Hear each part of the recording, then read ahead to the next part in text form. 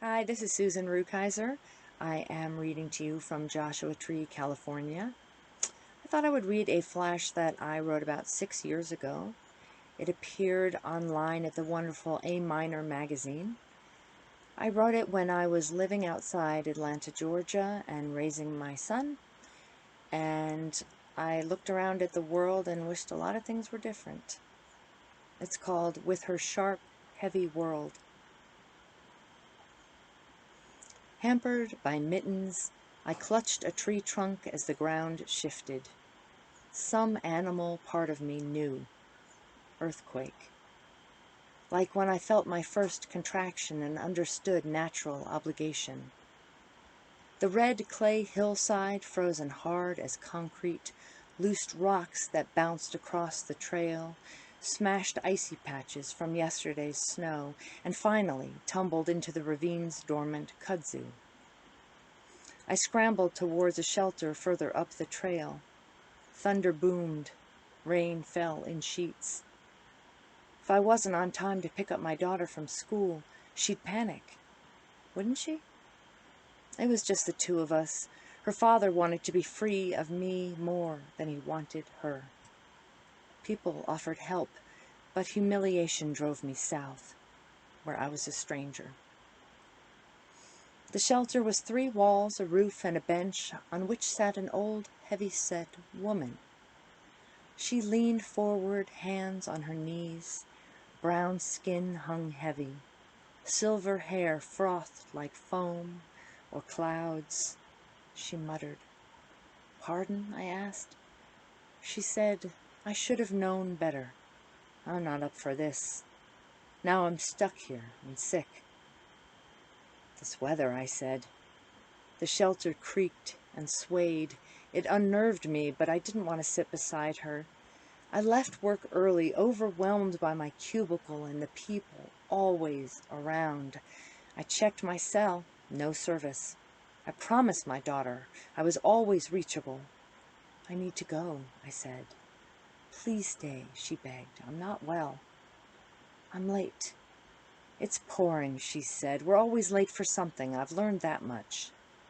She regarded me with hazel eyes like tide pools. "I'm a mother too," she said. "I get it. She's fine.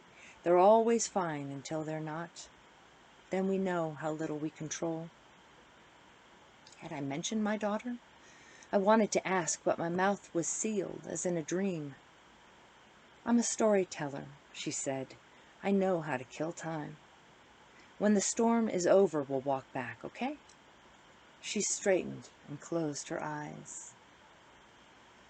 When the last of her children fell to rot, Mother swallowed earth back down. The oceans were sour on her tongue. Brown trees scratched the roof of her mouth. The ruined dirt was hot, stinking of plastic.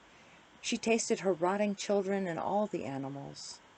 Empty skyscrapers and stadiums and trucks tore at her throat, finally lurching to her stomach, dissolving in acid.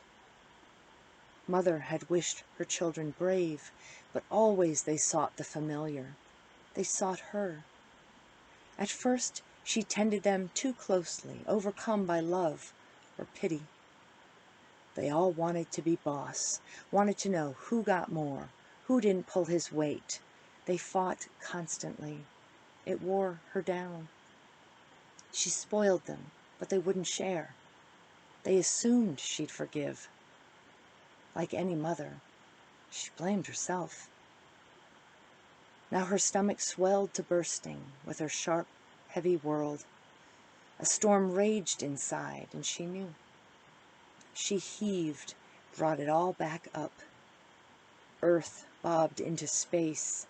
Continents shifted into position. The atmosphere glistened with her saliva, pristine again. Roots stirred in clean dirt. Seas teemed with fish already sprouting legs. "Goodbye," she whispered, and a new wind circled Earth. She left before the hominids appeared. Moments passed in silence. The rain stopped and sun broke through the pines.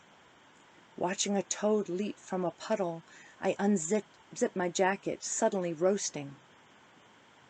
So it's a creation story? I asked. Destruction is the important part. When and how to let go, hardest question for any mother. It flops on the festival circuit, but I like it. I don't mind ambiguity. I have to get my daughter, I said. I tried helping the woman up, but I must have missed her arm. I swiped at air. She's fine, I told you, the woman said. We're in the midst of it, don't you know?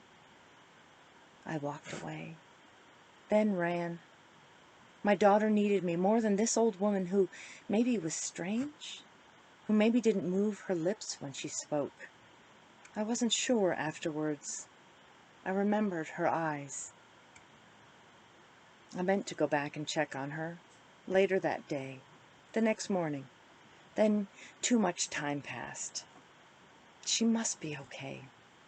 Someone helped her. Of course I was ashamed. Now I hike this trail every week. The shelter is empty until I get here. My daughter is grown, gone away from me, toward her life, I suppose. I don't need a lot from people. I need more than nothing. I've learned that much. I should have known better, I tell them worried mothers who sometimes pause by me.